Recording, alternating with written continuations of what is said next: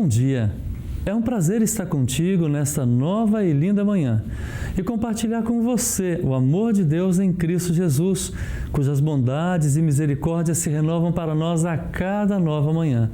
Que Deus te abençoe nesse dia. Quero ser uma companhia agradável para ti nesses momentos de reflexão e meditação na Palavra de Deus.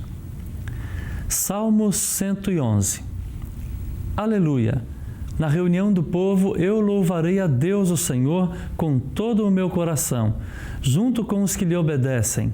Como são maravilhosas as coisas que Ele faz! Todos os que se alegram por causa delas querem entendê-las. Em tudo o que Ele faz, há glória e grandeza. A sua fidelidade é eterna. O Senhor não nos deixa esquecer dos seus feitos maravilhosos. Ele é bom e tem muita misericórdia e dá alimento aos que o temem e nunca esquece da sua aliança. O Senhor mostrou o seu poder ao povo de Israel quando lhes deu as terras de outras nações. Ele é fiel e justo em tudo o que faz. Todos os seus mandamentos merecem confiança. Eles permanecem para sempre, pois se baseiam na verdade e na honestidade. Deus pôs no seu povo em liberdade e fez com ele uma aliança eterna. Ele é santo e poderoso. Para ser sábio é preciso primeiro temer a Deus, o Senhor. Ele dá compreensão aos que obedecem aos seus mandamentos. Que o Senhor seja louvado para sempre.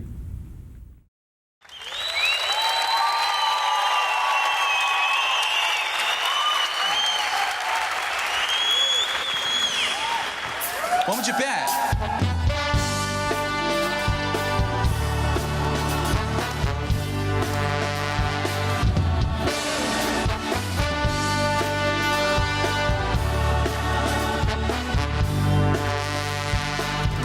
Vamos lá comigo. Uma nova vida me deu no momento em que reviveu. A morte não pôde deter. Jesus nesse nome há poder. Tudo que era velho passou. Nova.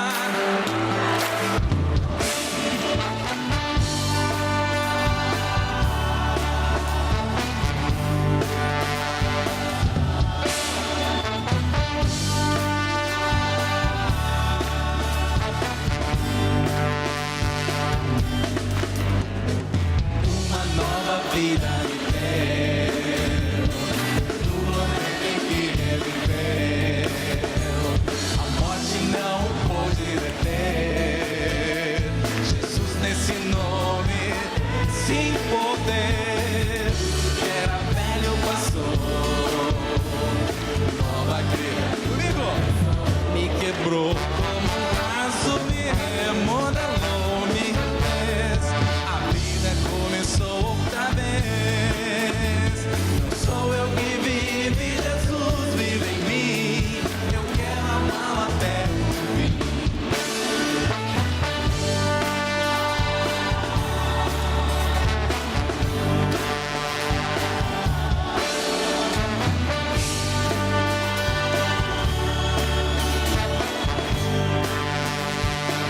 No seu sangue há poder de perdoar e salvar. Uma palavra lhe basta para operar. Ele consola, ele cura, ele faz levantar. Só ele é Deus soberano, igual a ele não há. Me quebrou, me refez. A vida começou outra vez. Não sou eu que vive, Jesus vive em mim. Eu quero amá-lo até o fim.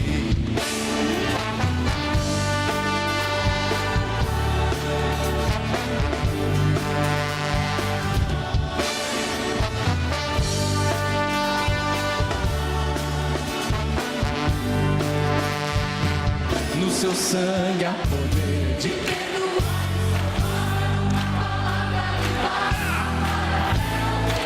Ele consola, ele cura. Assim me quebrou como um vaso, me remodelou, me refez.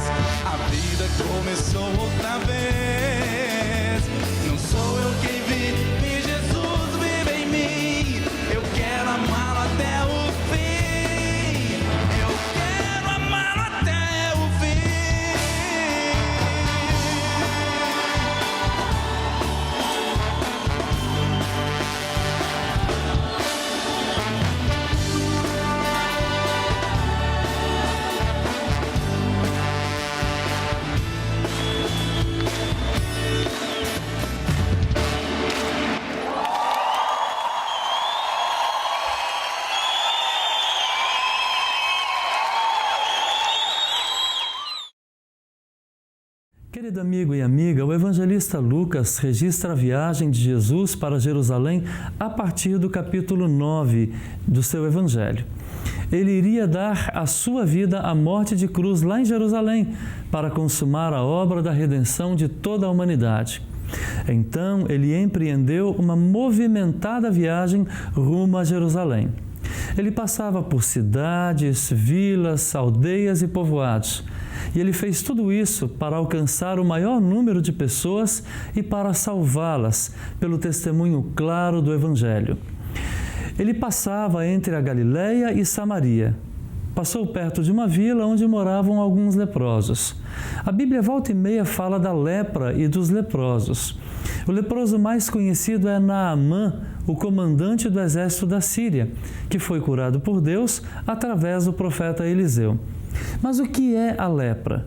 Conhecida como hanseníase, a lepra é uma doença infecciosa causada pelo bacilo Microbacterium leprae e afeta os nervos e a pele.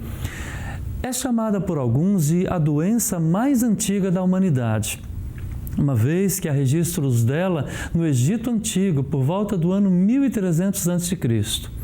Por ser moderadamente contagiosa, no Antigo Testamento, Deus prescreveu em Levítico 13 que, uma vez constatada a lepra, a pessoa era considerada imunda. Suas roupas eram rasgadas, seus cabelos eram desarrumados e quando alguém avistasse ela, teria que gritar: imundo, imundo! E a sua habitação seria fora do arraial. Os 10 leprosos estavam empilhados naquela aldeia. Eles deixaram as suas casas, a sua vida, o seu trabalho, a adoração a Deus no templo e construíram barracas rústicas para morar ali até que, eles viram Jesus passando por ali. Não era por acaso que a vida estava passando perto da morte. Sim, pois os leprosos eram considerados como mortos-vivos. Quando avistaram a Jesus, eles pararam a certa distância, mas não muito longe, para que a sua voz, também já afetada pela lepra, pudesse ser ouvida por Jesus. Em uníssono, eles clamaram a Jesus. Mas por que clamaram a Jesus? Certamente porque ouviram falar das mensagens do amor de Deus que ele anunciava e tinham ouvido falar da cura de muitos outros doentes, inclusive daquele leproso que Jesus curou, cujo relato está no capítulo 5 do Evangelho de Lucas. O que clamaram a Jesus? Qual o conteúdo do seu clamor? Pediram por misericórdia, por compaixão. Fizeram aqui uma oração de fé. Lutero comenta que, quando dizem, tem misericórdia de nós, Senhor, aquele que busca misericórdia certamente não a comprará ou barganhará, mas tão somente busca graça e misericórdia, como quem dela é indigno. Acostumado a ouvir as orações do povo de Deus e atendê-las por pura misericórdia, Jesus ouviu o pedido daqueles homens e ordenou-lhes que fossem aos sacerdotes para mostrar que estavam curados. Por que os sacerdotes? Porque eles deveriam verificar se eles estavam de fato curados. E se assim o era, deveriam prescrever o sacrifício de ação de graças a Deus por causa da sua cura. Em Levítico 14, 4-7, lemos: então o sacerdote ordenará que se tomem, para aquele que se houver de purificar, 2 aves vivas e limpas, uma madeira de cedro e estofo, carmesim e isopo. Mandará também o sacerdote que se imole, ou seja, que mate uma ave num vaso de barro, sobre águas correntes. Tomará a ave viva e a madeira de cedro e o estofo carmesim e o isopo e os molhará no sangue da ave que foi morta sobre as águas correntes. E aquele sobre quem há de purificar-se da lepra se derramará essa água 7 vezes. Então declarará que está limpo, soltará a ave viva para o campo aberto. Mas por que Jesus os envia aos sacerdotes? Porque Jesus não queria provocar a indisposição dos líderes judeus. Jesus combina tato e discrição com bondade e misericórdia. Os sacerdotes, está no plural, porque eram 10 leprosos. Iria demorar a verificação da cura de um por um. E depois, o oferecimento dos sacrifícios. Precisaria de mais que um sacerdote. Podemos imaginar aqueles homens ouvindo a ordem de Jesus e se entreolhando. Que faremos? Vamos ou não vamos? Por que ele não nos cura aqui logo? Ouviram a palavra de Jesus e esta fortaleceu a fé nos seus corações. Eles obedeceram ao que Jesus tinha dito. No caminho, eles perceberam que estavam curados. Sua pele estava lisa novamente. As feridas não haviam mais, nem o pus provocado pelas mesmas. Podemos imaginar como aqueles homens, com a pele totalmente renovada, com a sua saúde completamente refeita, estavam felizes. Que alegria! De novo, podemos imaginar que eles se entreolharam e pensaram: e agora? O que nós vamos fazer? Provavelmente conversaram entre si. A maioria decidiu seguir adiante, ir ao sacerdote e depois voltar para casa, reassumir a sua vida, abraçar a família, voltar ao trabalho. Mas um deles contrariou todo o grupo. Ele resolveu parar ali mesmo onde estava e voltar a Jesus. Algo que ficou adormecido no coração daqueles 9 despertou no coração daquele homem curado. O texto diz que ele voltou dando glória a Deus em alta voz. Lembrem-se que eles clamaram a Jesus em alta voz. Seu culto é agradecido e vibrante, envolve o corpo, a alma, a vida daquele homem. Ele caiu aos pés de Jesus agradecendo-lhe. Essas palavras são usadas na liturgia da Santa Ceia, na gratidão que temos de celebrá-la. Jesus, então, admirou-se porque os outros 9 não voltaram. Apenas este era samaritano e disse-lhe: levanta-te e vai, a tua fé te salvou. Lutero comenta que o verdadeiro culto a Deus é voltar e agradecer a Deus em alta voz. Esta é a maior obra no céu e na terra, diz Lutero, e também a única que podemos mostrar a Deus, pois as outras ele não necessita e nem as recebe. O que somente lhe agrada é ser amado e louvado por nós. E nós? Precisamos refletir. Somos de fato agradecidos a Deus por tudo que recebemos dele? Temos consciência de que todas as coisas que recebemos de Deus são de fato presentes graciosos que Ele nos concede para uma vida feliz? Pensa comigo, a começar pelo corpo, pela alma, pela vida, pela família, pela saúde. O tratamento que podemos fazer para cuidar da nossa saúde, o trabalho, os estudos, os desafios e, olha, até mesmo as dificuldades. Deus nos dá todas as coisas por amor e pura graça. Entre tantas coisas que Ele nos dá, nós queremos agradecer por Jesus Cristo, o Filho de Deus, ter vindo ao mundo e ter dado a sua vida à morte de cruz para a nossa salvação. Em Jesus, nós somos religados a Deus, reconectados com Ele, perdoados por Ele e vivemos uma nova vida, uma vida que realmente vale a pena ser vivida. Temos muito mais razões que aquele ex-leproso samaritano para agradecer, para celebrar e louvar a Deus num culto efusivo de gratidão por todas as bênçãos que Ele tem nos concedido.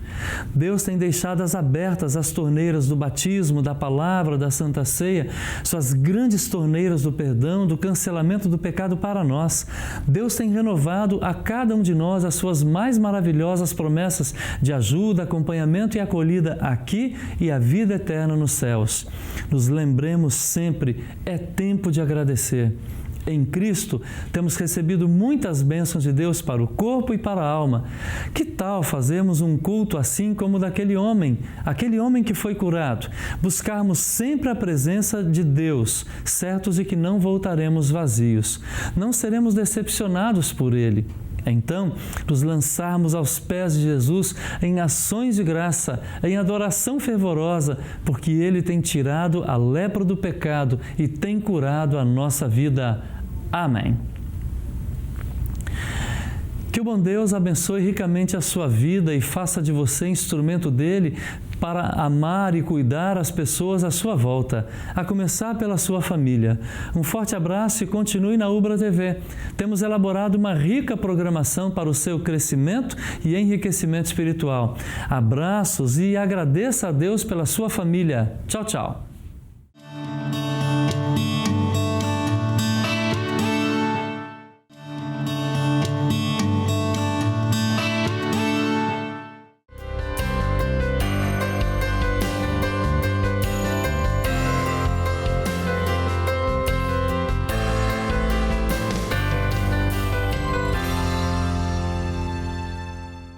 Muito bem, nós estamos aqui nesse Toque de Vida, vamos falar sobre pais e filhos. Eu sou o pastor Rafael, conhecido como japonês da Federal, e já fugi de casa várias vezes.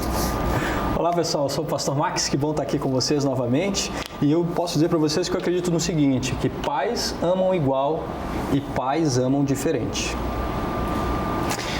Eu sou Elmer Link, sou pastor e psicólogo e acredito no papel importante que um pai e uma mãe exercem na vida dos seus filhos.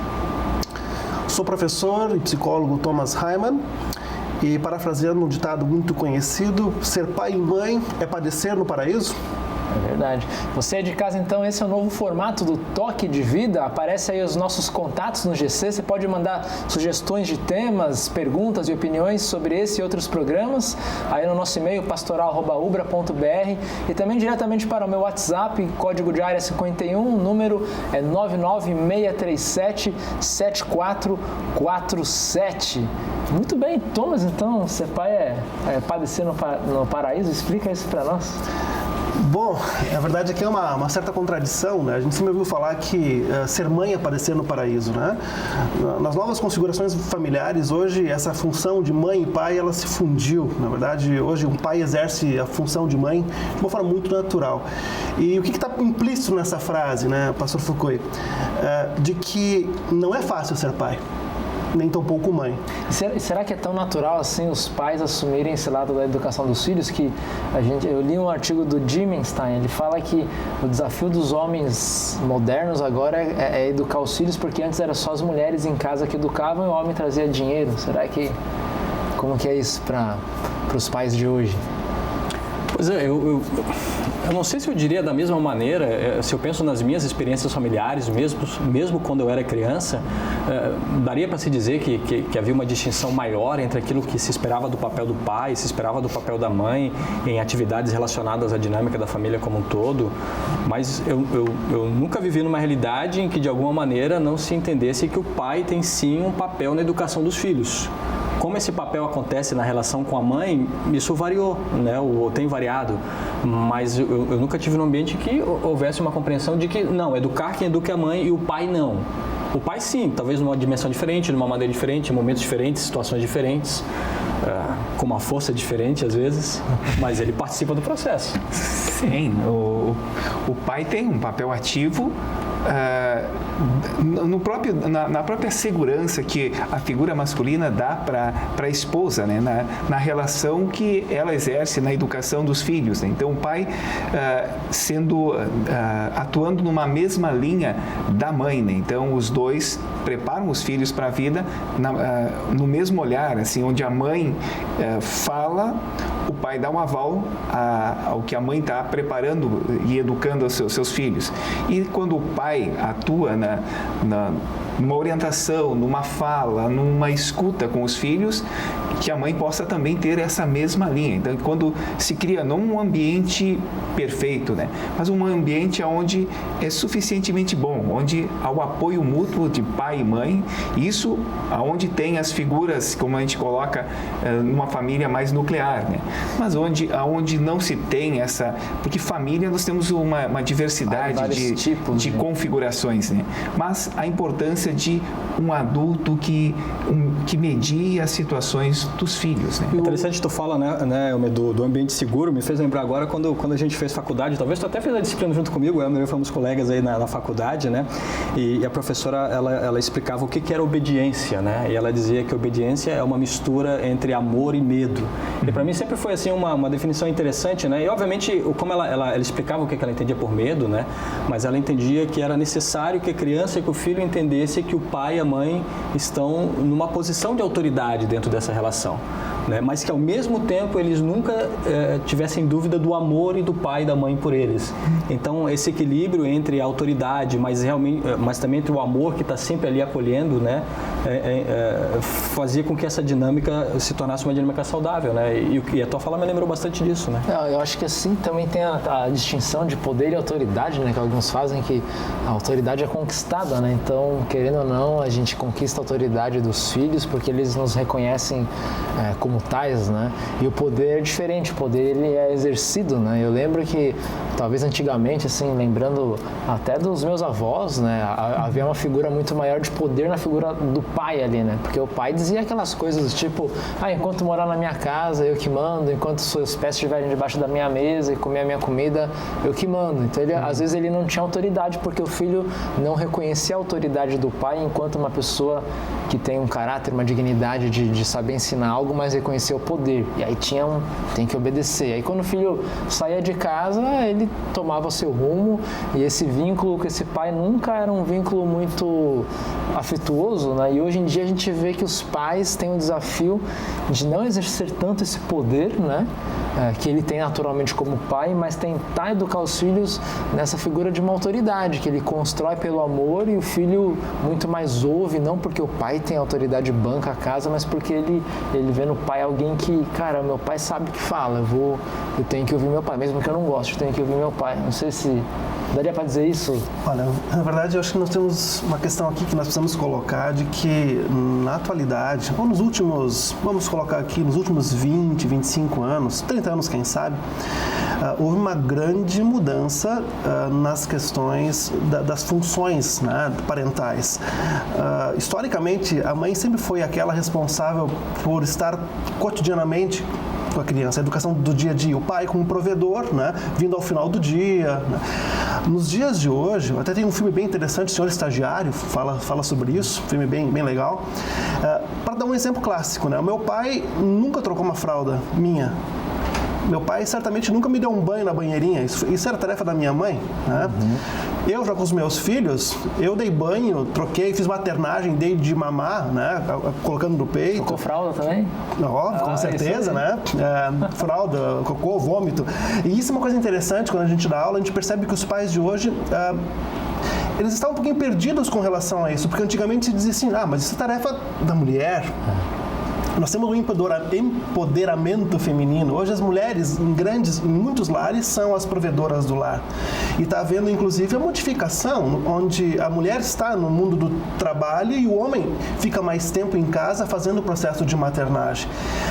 Primeiramente, os homens não souberam muito bem o que fazer com isso, né? Por toda essa questão estereotípica, assim, do homem ser figura de autoridade e o afeto estar mais no materno, né? Até biblicamente se fala isso, né? De que o materno está em Deus, está no lado mais feminino, enfim, essas questões meio que são históricas, né? E hoje a gente percebe que os pais estão muito mais tranquilos nessa tarefa de fazer esse processo da maternagem afetiva.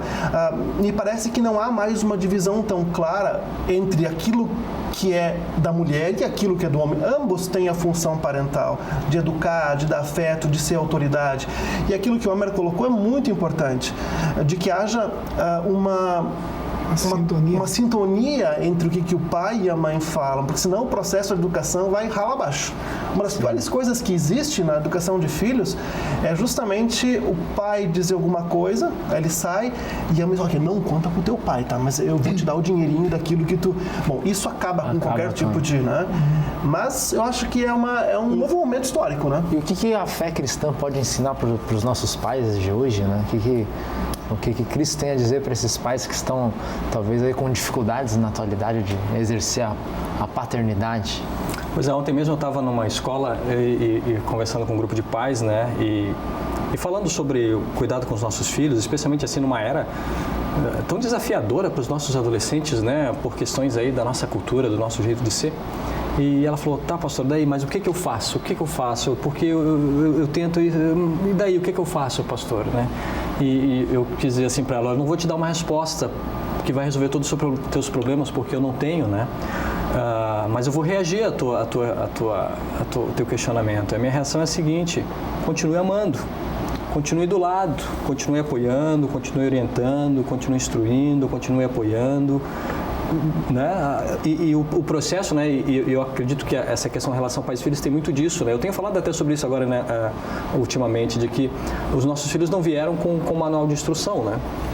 Não é um robozinho que eu aperto o botão para ele fazer aquilo que eu quero. Você tem uma vida ali que se desabrocha, né? E à medida que essa vida desabrocha, nós, enquanto pais, desabrochamos juntos também, porque nós aprendemos nesse processo todo, né? E nesse processo vai ter idas e vindas, encontros e desencontros, fases mais complicadas, outras mais tranquilas.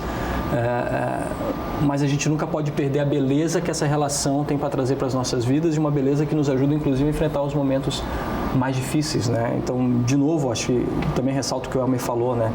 Poder criar esse ambiente que não vai ser perfeito, mas que possa trazer uma segurança para as pessoas que estão ali, encontram ali o seu caminho, né?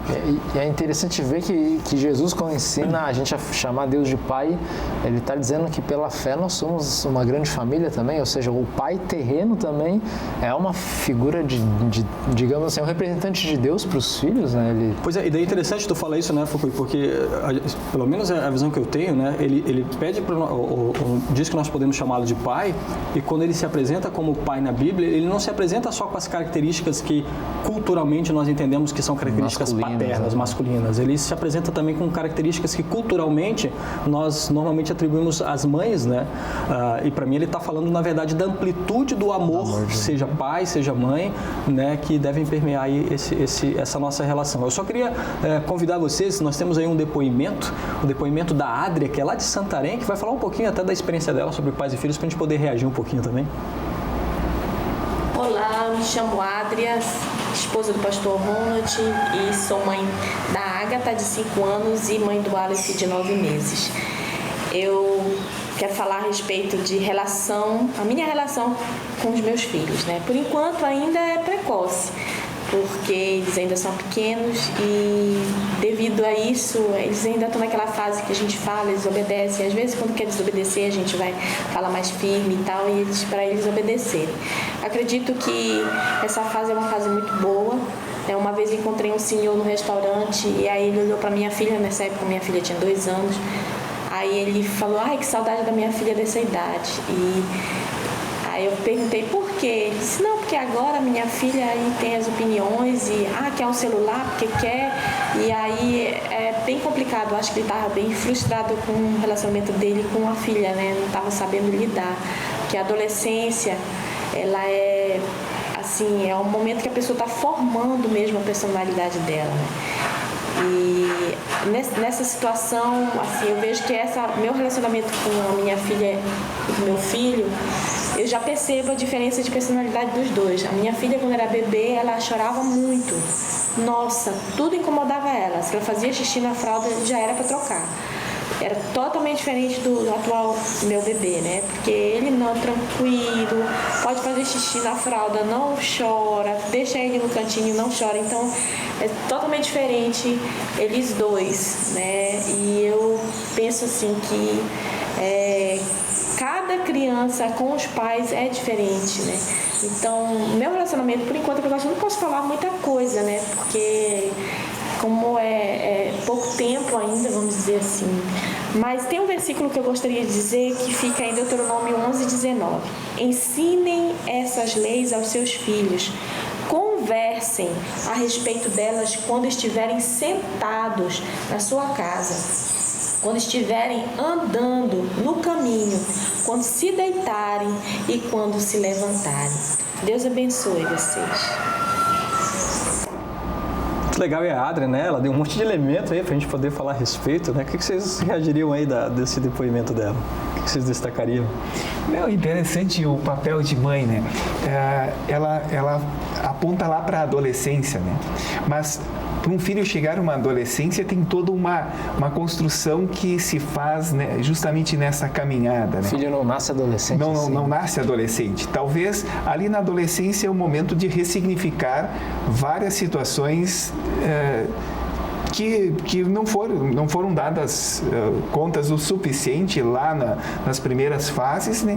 E elas vão surgir ali como um momento e uma oportunidade de, como num adulto que está mediando o adolescente, que passa por seus conflitos, poder dar a segurança para ele se encontrar consigo mesmo e em busca da sua responsabilidade, rumo a uma integração pessoal que ele busca em plena adolescência. E você tem experiência, porque tem 2 moças em casa, né? Já passaram pela adolescência? Com certeza. Tem um rapaz adolescente? Um rapaz que está em plena adolescência com 15 anos e as filhas, uma com 19 e 21 anos. Né? Então, estão rumando aí para uma adultez e estão se assumindo as suas responsabilidades. Max falou algo de ser igual e diferente. Ela fala também assim, né? Os filhos são o mesmo amor, mas os dois bem diferentes, né? Eu pontuaria, acho que a Adria foi muito feliz no versículo que ela escolheu, porque ele trabalha com a grande questão que é do relacionamento. Isso em qualquer contexto social que nós estejamos, e a família é o primeiro núcleo social, que é a via do diálogo. Já dizia o Chacrinha, né? De quantos que já ouviram falar dele, ele dizia uma frase clássica: quem não se comunica, se trombica. Quem não dialoga, quem não se põe a escutar, e a escuta é uma coisa muito importante na relação pais e filhos, não vai conseguir ser um bom educador, né? Eu tenho um filho hoje de 16 e uma filha de 13, e volta e meia, assim, nós temos as chamadas reuniões de família, né? Onde são tratadas coisas um pouco mais, digamos assim... mais sérias, né? E minha filha antigamente dizia assim, as primeiras, eu não gosto de reunião de família, porque ela achava que vinha coisas... E aí, à medida que foi acontecendo, a gente procurou tirar esse aspecto negativo da conversa, do diálogo, né? E uma coisa que, retomando antes que foi colocado, é extremamente importante, porque todos os pais querem acertar, né? Eu acho que todos os pais amam seus filhos de formas diferentes, né? E todos nós queremos acertar como pais, mas o que vai acontecer é de que nós vamos errar muito como pais, como não vem com manual de instrução. E aí tem um elemento, acho que é fundamental se nós quisermos ser pais, inclusive cristãos, né? Que é admitir as nossas falhas, a humildade de chegar e pedir desculpa para os nossos filhos quando a gente erra. Até porque, assim, por vezes a gente está tão atribulado, né? E a gente chega em casa tenso e aí os filhos vêm com alguma demanda e a gente não escuta, ou a gente corta eles, ou a gente é muito feio com eles. E por vezes, assim... Se irrita, né? Olha, não foi nenhuma nem 2 vezes que eu cheguei para os meus filhos e disse, olha, desculpa, o pai não estava legal, né? E eu percebo que esse é um elemento muito importante, né? A gente quebrar um pouco a idealização, assim como a gente fala com o marido, como esposa, né? E isso é muito do mundo cristão. Nós somos falhos, nós somos pecadores, por mais que a gente tente acertar, a gente erra todos os dias, né? E eu acho que tirar um pouquinho o peso, não quer dizer que a gente tem que se conformar com erro, né? E aí por isso que eu coloco aquela frase de que ser pai e mãe é padecer no paraíso, porque é uma bênção maravilhosa ser pai, né? Mas não é fácil ser pai, especialmente com essa nova geração aí, né, que hoje vive escondido atrás desses negativos digitais. Exatamente. Né? É verdade, né? Assim, os psicólogos aqui não somos nós, né? São os nossos 2 colegas aqui, né? Convidados que estão aqui conosco. Mas uma vez eu li algo que para mim foi bastante esclarecedor, né? Que falava a respeito dos 2 desejos que todos nós carregamos dentro de nós, que é o desejo da autoafirmação e o desejo da aceitação. E existem fases na vida, me parece, em que esses desejos se destacam mais um ou outro, né? E a adolescência, ela com certeza é uma das fases da vida em que o desejo de autoafirmação, em que antes lá rompi o cordão umbilical físico, agora estou rompendo o cordão emocional, estou afirmando a pessoa que eu sou, reconhecendo os meus valores, os meus princípios, trilhando a própria configuração de como eu me vejo, de como eu me percebo. E esse desejo de autoafirmação, ele muitas vezes ele acaba, de certa maneira, afastando as pessoas, porque ele me coloca como alguém distinto dos outros, né? Então ele vai colocar o filho como alguém que é distinto dos seus pais. Mas isso não significa que o desejo de aceitação deixe de existir, né? E na verdade o que se busca também, e eu volto ao que eu falei antes para aquela mãe, né, da escola com quem eu mencionei, mesmo nessas fases em que parece que o teu filho está querendo mais ficar longe de você, ele continua precisando da sua atenção, do seu carinho, do seu amor. Não, é justamente aí. A adolescência muitas vezes é o atrito, né? O atrito para me diferenciar, eu sou diferente, eu sou, né? Que é aquela questão que a gente tem assim, uma dependência absoluta. Nós somos como seres humanos dependentes, né? O ser humano, se não existisse o outro humano, nós não sobreviveríamos, né? Então essa dependência absoluta, vamos para uma dependência relativa e rumo à independência, né?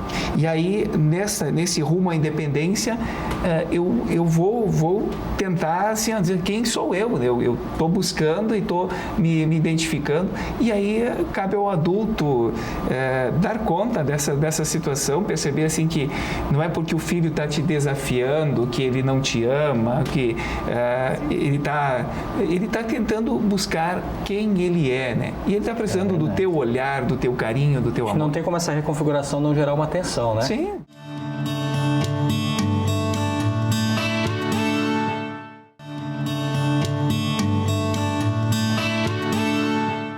Eu quero convidar vocês para a gente ver outro depoimento, agora é do Bertrand, ele é lá de Santa Rosa. Então, foi me pedido para falar um pouco sobre relação de pais e filhos. E só para mostrar que não é só teoria, mas a gente experimenta isso aí na prática, aqui atrás estão os meus filhos, tá? O Gustavo, a Clara e o Natan. A minha esposa, a Alessa, lá então também. Essa é a minha família. Falar um pouquinho sobre como é o dia a dia, assim, bem resumido. Hoje a gente teve, quando eu estou gravando isso, foi um domingo, então a gente teve programação hoje, culto de manhã. Hoje eu fui sozinho, eles foram durante a semana já. A gente pôde depois almoçar todo mundo junto, contar piada, dar risada, coisas que seria bacana cada família fazer. E isso a gente sempre tem alguém aqui em casa que garante, né? A dona Clara lá atrás, né? A nossa piadista da casa, a gente não entende as piadas dela, mas é legal, a gente dá risada mesmo assim, né, Maná? Então, e aí a gente pode dedicar tempo. Hoje à tarde a gente pode passar muito tempo junto. E embora hoje tenha muitas escolas, muitas teorias sobre pais e filhos, né? Tem gente que fala que pai tem que ser amigo dos filhos e tal. Eu vejo isso meio certo e errado. Pai tem que ser pai. Isso é um privilégio, mas é um compromisso, uma responsabilidade. Não é só para brincar junto, porque o pai ele precisa ensinar, proteger. Essa proteção gera confiança. A educação, ensinar, é tanto elogiar o acerto quanto punir o erro. Até uma varinha de vez em quando, Deus ensina isso na palavra. Não punir a criança, mas punir o erro. Isso é importante. E principalmente ser um exemplo de fé. Porque se é muito bom a gente viver aqui em família, poxa vida, quanto não vai ser melhor viver em família lá na eternidade, né? Então, como pai, realmente o maior privilégio que a gente tem é poder manter a nossa família unida a Jesus, garantindo assim a vida eterna e desfrutando aqui dessa união que Jesus já dá para a família. Então é isso, um abraço da nossa família, um pouquinho acho que deu para falar aí sobre a relação pais e filhos, ou pelo menos aqui em casa, como funciona, e tá aqui nossa turma toda. Um abração, até mais! Legal. Valeu, o Bertrand trouxe a família dele toda aí, né? Família bonita, parabéns, Bertrand. Que é seu cunhado, né? É, o Bertrand é meu cunhado, isso aí. Então não vou nem comentar nada, vou deixar com vocês aí. Mas o Bertrand é muito gente boa, né? Gente Família boa. muito, muito linda.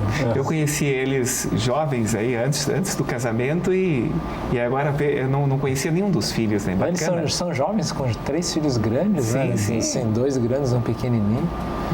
E pai é ser pai mesmo, né? Agora, puxando aquilo que o Bertrand colocou, eu acho que tem uma questão, de novo, que paradigmática, né? Assim, é central na educação de filhos, que a gente chama de congruência. Tem um ditado popular que fala que a palavra convence, mas o exemplo arrasta. Então, na educação de filhos, na vida como um todo, né? Se nós temos um discurso, né, que diz, faça isso, faça aquilo, e o filho olha para nós e vê que a gente faz diferente, quebra-se o modelo, né? De novo, trazendo para minhas... Né, eu já tive escutado meu filho, por vezes, assim, quando ele não grita com a tua irmã, sério, mas às vezes tu grita com a mama, né? E ela às vezes, quando você... Sim, daí, de novo aquela questão, né? Sim, por vezes nós brigamos, nós erramos, né? E a gente vai e pede desculpa. Se isso acontece todos os dias, bom, aí, por mais que a gente tente ensinar, não vai adiantar, porque não vai haver congruência. Quando a gente escapa, eventualmente, né? Porque todos nós temos nossos dias ruins, inclusive esses dias ruins, a gente tem que reconhecer e mostrar, sim, o teu pai também erra, a tua mãe também erra. E é esse processo, eu acho, de transparência, de humildade, de diálogo, que nos permite amadurecer enquanto pessoas, né? Por isso, assim, ser pai e mãe é um processo processo de amadurecimento para a vida maravilhoso. É aprendendo, né? É aprender. E sobre isso, a gente vai ver então uma pergunta que foi gravada aqui no campus da Natália, que é estudante aqui da nossa universidade, e ela tem uma pergunta para nós sobre pais e filhos. Oi, meu nome é Natália de Oliveira Mate. A minha pergunta é sobre o dilema que é falar para os pais que tu quer mudar de curso tendo já cursado muitos semestres. E aí, Elmer, sua filha chega ali, eu não quero mais fazer enfermagem, né? Quero mudar. Quero mudar. Não, justamente... Você já pagou tudo? Já pagou tudo, né? Não, talvez para um pai, né, é um momento que, se tu olhar o lado financeiro, vai balançar, né? Mas é o momento que o jovem pode se permitir, né? Ele está experimentando e... Que bom que foi na metade de um curso, não foi lá no final, né? Você repensou e aí tu já teve uma maturidade para tomar uma decisão, de assim, uma mudança de curso é uma mudança de vida, né? Então é uma outra perspectiva que a adolescente está buscando aí, a jovem está buscando, né? A gente pode comparar assim, né? A gente tem os pecados e se aproxima de Deus, né? E fala dos pecados. A gente pode dizer também que a gente não deveria ter receio de se aproximar do pai e falar, olha pai, eu tenho uma notícia que talvez não vai te agradar muito, né? Será que esse vínculo também é paradigmático assim? É que assim, uma coisa bem importante, por exemplo, ela é uma adolescente, uma jovem ainda, né? Esse processo, e acho que o Max falou isso antes, o processo de confiança, ele passa a acontecer desde muito cedo. Eu não posso esperar que... Eu não tive uma vida com meus filhos enquanto pequenos, aí quando chego na adolescência, agora eu vou começar... Me desculpe, não vai dar. Na verdade, a gente tem que começar desde muito cedo. E aí isso se torna de forma muito mais natural, Pastor Foucault, quando a gente já faz no nosso cotidiano a possibilidade de conversar, né, sobre as coisas, sobre os erros, inclusive essa questão, mesmo depois de formado, é que a gente gosta de projetar muito nos filhos, né? Então, poxa vida, investir tanto dinheiro aqui, né? Mas muitas vezes nós, enquanto adultos, por vezes entramos no mercado de trabalho, não nos satisfazemos e, bom, sempre há tempo. Claro que não é fácil, mas se há confiança mútua entre os membros da família, isso se torna muito mais fácil. Mas, por isso que eu falo, é padecer. Né? Não é fácil. Né? A gente, às vezes, tem que segurar firme. A minha colega, ela tem uma expressão que ela diz assim, às vezes segurar no semblante, né? Segurar e tudo bem, vamos lá. O Pianger, que escreveu O Papai é Pop, né? Ele fala isso, né? Que você vai pro shopping é um terror o momento inteiro ali, né? Com o conselho dele. Mas ele fala que depois que ele entra no carro, ele fala, cara, mas passei várias irritações, mas valeu a pena, né? Padecendo paraíso, né? Mas vamos ver a segunda pergunta, que é do Ivan Carlos Gamba, aqui de Canoas também. Meu nome é Ivan Carlos Gamba e a pergunta é a seguinte, qual seria a melhor forma, a forma mais correta de lidar com a rebeldia da criança quando ela está na fase ali em torno dos 3 a 4 anos? Que eu esqueci de fazer o sorteio na pergunta anterior, então vamos ver quem vai responder essa pergunta difícil.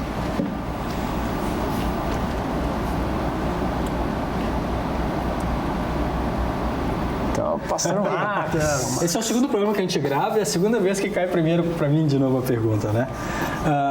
Pois é, olha, o que eu penso... Isso tem a ver um pouco assim, eu até escutei ontem essa metáfora, eu achei bem interessante, a Nurfes, uma colega de trabalho, falou a respeito disso, né? Ela falou a respeito de uma planta que ela tem na casa de praia, se eu não me engano, que é uma planta muito bonita e que ela quer que essa planta cresça para ocupar lá um espaço de uma parede ou algo parecido, né? Mas ela diz que não tem tempo para cuidar dessa planta, né? Então ela vê a planta em janeiro, dá uma cuidada e tal, quando um ano depois ela volta, quando vem o verão de novo, tá tudo galho feio e tal, aquela coisa toda, né? E ela mesmo diz, tá, eu estou sendo injusta, eu quero ter uma expectativa de que a minha planta cresça bonita, mas eu não estou o tempo todo ali cuidando dela, né? Podando quando precisa podar, colocar água, colocar adubo e fazer todo o processo necessário, né? Eu não estou dizendo que essa situação aqui aconteceu com o nosso colega, não é isso, né? Mas só para trazer essa reflexão, às vezes nós queremos isso, né? Nós queremos que o nosso filho chegue bem na adolescência, mas a gente não acompanhou com todo o carinho e todo o processo. A gente quer ter um filho que não seja rebelde com 3, 4 anos, mas nós não tivemos presentes com o nosso carinho, com a nossa palavra firme, né? Porque às vezes as pessoas, elas não se dão conta disso, né? Que a firmeza também é em si um gesto de amor, né? Porque na firmeza você dá segurança para a criança. E à medida que ela se sente segura, ela vai melhor se relacionar com o ambiente ao redor dela. Se ela se sente insegura, ela vai ter dificuldade de relacionar com o ambiente. Muitas vezes isso pode até ser expresso através de uma rebeldia, de uma desobediência, né? Então, disciplina e liberdade. Essas coisas têm que andar juntas, né? Então, basicamente, a reflexão que eu faço é essa. É importante a gente estar presente sempre. Aí eu volto àquela fala que eu disse no início, porque para mim ela é importante.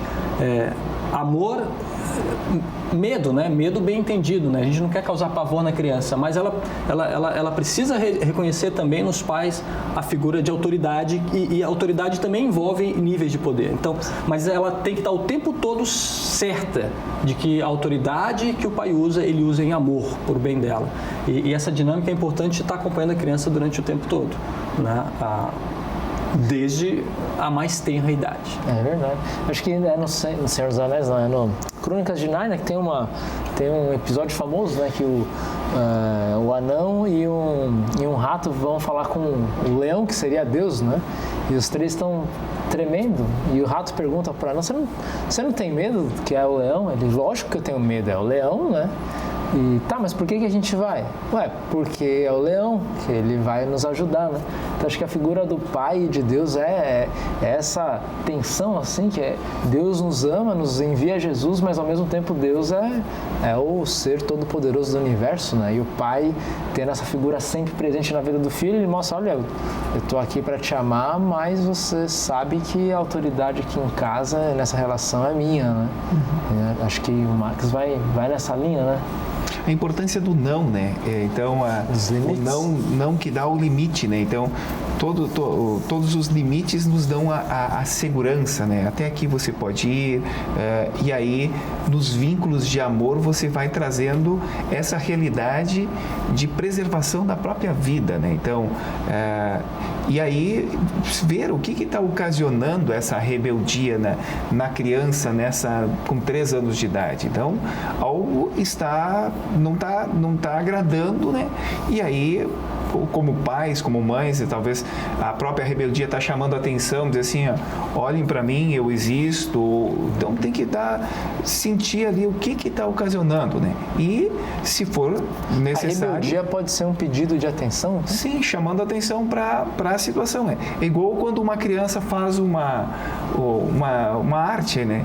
Ele está dizendo assim, pai, mãe, olha, presta atenção em mim. Presta atenção, né? Na psicologia a gente chama de que isso são sintomas, né, de alguma coisa que não está bem. Então essa posição que o Elmer coloca é exatamente que tem que ser analisado. Pode ser um pedido de ajuda, né? Invariavelmente será. Né? Atos de rebeldia são... Agora temos que ver aquilo que o Max disse, né? Eu estou educando, porque qual é o problema no dia de hoje? Amar é dar limites. Entre o amor está dar limites, que também dão segurança. Inclusive para o adolescente, né, é extremamente importante, é como empinar pipa, né? Tu vai dando corda aos poucos, puxa um pouquinho, vai dando mais corda, né? O adolescente precisa disso. O grande problema hoje, nós temos uma geração que não aprendeu a ser frustrada. E isso gera os pequenos monstrinhos que nós temos aí. Não ouviram muito não, então. Não, porque assim, o que tem acontecido? Muitos pais, como ambos estão fora de casa, às vezes só vêm os filhos à noite, eles se sentem culpados por vezes e não dizem não. Fazem todas, meio que compram, né, o afeto a partir de outras coisas, da permissividade. E aí, é problema na certa. Aliás, o Dimenstein fala que isso é grande medida a causa do uso de drogas entre jovens, a falta de limites e o desenfreamento financeiro de dar muitos presentes, ele coloca nesse artigo que eu li. Isso tem uma relação? Na verdade, aqui uma abordagem psicanalítica diria, né? Se eu não tenho limite nas figuras de autoridade, né? Eu vou buscar, porque o ser humano precisa de limite. Nós precisamos, né? De que alguém nos direcione. A liberdade total, nós não sabemos o que fazer com ela, e a criança precisa muito dessa referência. Quando os pais não dão, o indivíduo ele vai tentando, ele vai se tornando um adolescente infrator, ele vai se começando, porque ele precisa do interdito, porque ele é organizativo do ponto de vista psíquico. Então, amor é dar limite, sim, o não é fundamental, né? Se vocês me permitem, eu acho que uma das coisas que a gente poderia dizer, assim, da nossa conversa toda, é a gente ter essa consciência, né, de que ser pai e ser mãe dá trabalho. A gente precisa dedicar tempo, precisa estar ali junto, né? Mas, por outro lado, o que a gente recebe de bênçãos através disso compensa incomparavelmente. Mas é isso aí, está chegando ao final do nosso programa. Foi uma alegria estar com vocês aí, pessoal. Um grande abraço para todo mundo. O prazer foi nosso. Obrigado. Um abração aí. Valeu. Um abração.